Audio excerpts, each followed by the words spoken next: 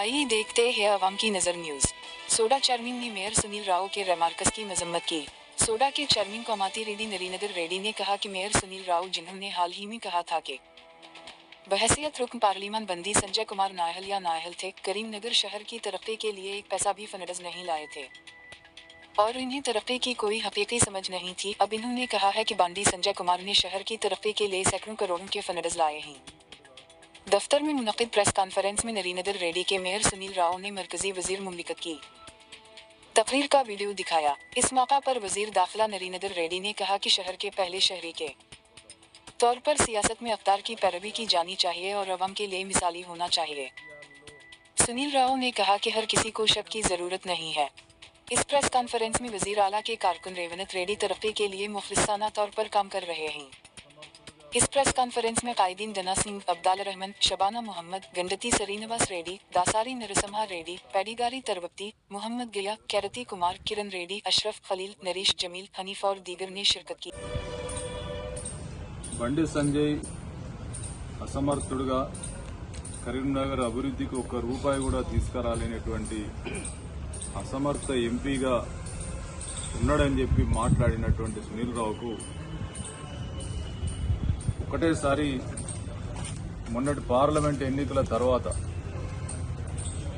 మరి పునీతుడుగా గొప్ప అభివృద్ధి ప్రదాతగా ఇవాళ 100 కోట్లు తీసుకొచ్చినటువంటి గొప్ప నాయకునిగా మాట్లాడుతూ ఉంటే కరీంనగర్ ప్రజలు విస్తుపోతా ఉన్నారు.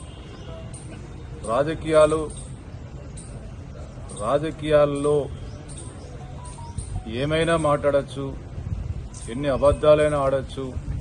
ఒకటే వ్యక్తి గురించి అసమర్థుడుగా మాట్లాడచ్చు, అసాధ్యుడిగా మాట్లాడచ్చు అనేది మరి రాజకీయాల్లో సునీల్ రావుకే సాధ్యం తప్ప అది వేరెవరికి కూడా సాధ్యం కాదు.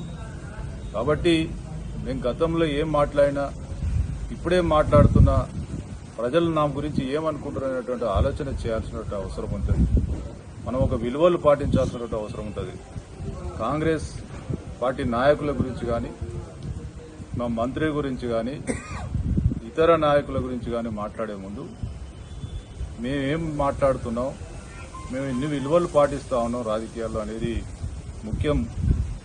ఒక నగర ప్రథమ పౌరునిగా మనం 10 మందికి ఆదర్శంగా ఉండాలి తప్ప ఎన్ని అబద్దాలైనా ఆడచ్చు, ఎన్ని రకాలుగా మాట్లాడచ్చు.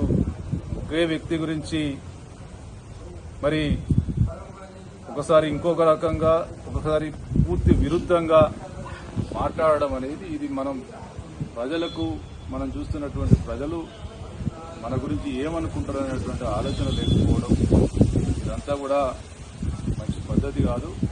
నీకు నిజంగానే పార్టీలు మారదలుచుకుంటే నువ్వు ఇంకో పార్టీ పోతూ ఒకటి ఎట్లున్నదంటే,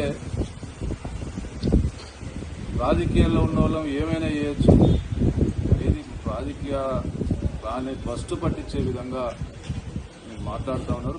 ఖచ్చితంగా కాంగ్రెస్ పార్టీ కరీంనగర్ నగర అభివృద్ధికి, కరీంనగర్ జిల్లా అభివృద్ధికి చిత్తశుద్దితోటి ముఖ్యమంత్రి గారు రేవంత్ రెడ్డి గారితో పాటు ఇక్కడ ఉన్నటువంటి ఉమ్మడి జిల్లాకు సంబంధించి, ఈ జిల్లాకు సంబంధించి కాంగ్రెస్ పార్టీ ప్రతి కార్యకర్త, మంత్రులందరం కూడా, కార్యకర్తలందరూ కూడా చిత్తశుద్దితోటి పనిచేస్తా ఉన్నాం. తప్పకుండా కరీంనగర్ అభివృద్ధికి కృషి చేస్తాం, అందులో ఎటువంటి అనుమానం లేదు. కాకపోతే ఊసరవెల్లి రాజకీయాలు అనేది ఇది భావి తరాలు చీదరించుకునే విధంగా మీ ప్రవర్తన ఉందని చెప్పి తెలియజేస్తాం.